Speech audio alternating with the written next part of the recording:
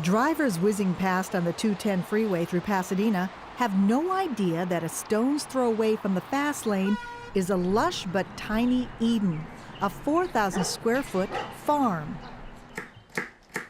It not only feeds a family, but revolutionizes the idea of what can be done in a very unlikely place, the middle of a city. This is city living, but I brought the country to the city.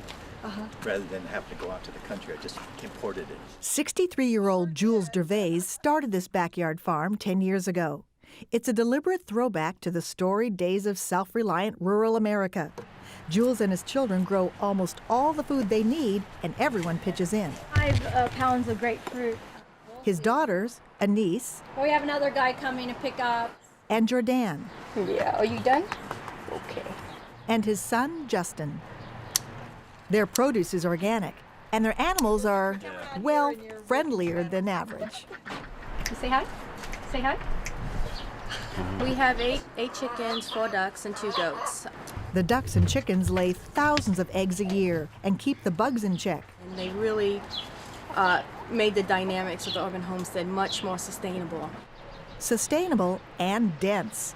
On their 4,000 square feet, they raise 400 varieties of vegetables, fruits, and edible flowers.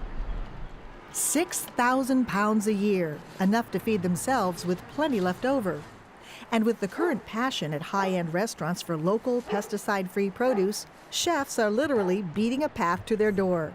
Hi, how you Hello, doing? good. How are you doing? So we have your order for today, Oh, wonderful. and then I'll get your sorrel here. Delicious. This stuff is really good. So what are you gonna do with the sorrel? I'm going to use it to make a really nice relish with cucumber for a salmon dish. The family makes about $20,000 a year from their front porch sales. They use it to buy the crops they can't grow, like wheat, rice, and oats. I would say at the beginning, I didn't really believe I could do it. I had some doubts because I kept thinking, this place is too small. There's no way that we're going to be able to feed ourselves. Plus, I never thought we could even grow the vegetables for the market. So how did this experiment in independent living begin? It all began 10 years ago when Jules bought some taco shells for dinner. He learned too late that the shells were being recalled because they had been made by mistake with genetically modified corn.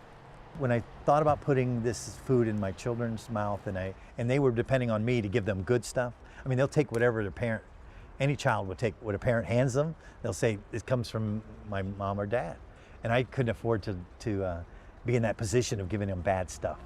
Now, a decade later, this radical foodie has succeeded in going off the grid. He calls his lifestyle the path to freedom. And what did family think of that whole approach? They thought it was strange. They thought it was. My daughter wouldn't come out of the front yard and visit with her friends because they said, "What's up with your dad?" They wanted to know what was going on because I was making some radical changes here. The Dervaes have no ugly commute. They avoid office politics and will never get fired. But their jobs are way more than 9 to 5. I need the help, all the help I can get, and it's my family that, like in the old days, the farmer's family made the difference. There are no microwave ovens in this kitchen, and no Cuisinarts either. We have, gizmos, but they're just hand powered. What little electricity they use is generated by these solar panels. How much is your electricity bill? Well, it's running about the highest $12 a month. $12 a month for everything here. Yeah. They spend even less on gas. This is their biodiesel brewing station. So this is just used grease from restaurants. Yeah, they use it to fry onion rings, french fries, anything you would fry.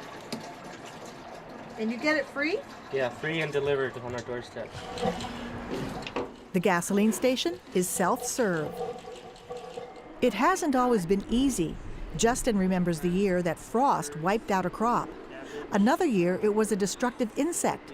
And recently, they've noticed a new challenge, climate change.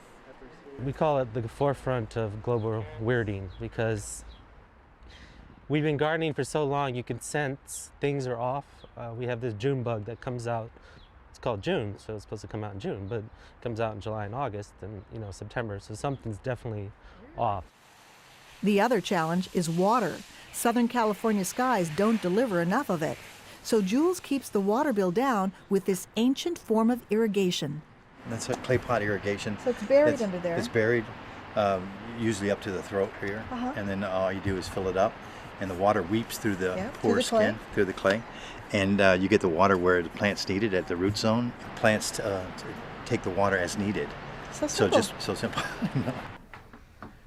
It's 5 o'clock, dinner time, the time when it all pays off. Is it going to be inside or outside? Oh no, it was supposed to be outside. The Dervaes are the ultimate locavores. Their food traveled a whole 100 feet from the field to the table.